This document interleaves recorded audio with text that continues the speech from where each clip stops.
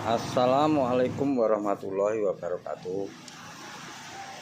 Ini saya mau bagi tutorial cara pasang klakson keong menggunakan relay.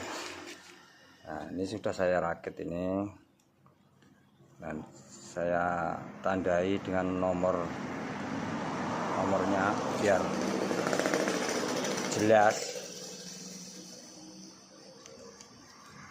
Ini untuk nomor 85 itu masuk ke ground, 86 untuk masuk ke kontak, terus 30 langsung aki, dan yang 87 itu masuk ke klakson. Nah, mari kita coba.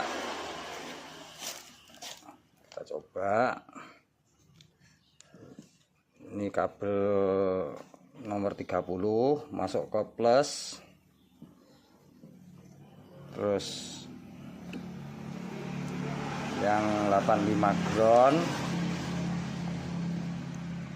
86 langsung kontak ini saklar.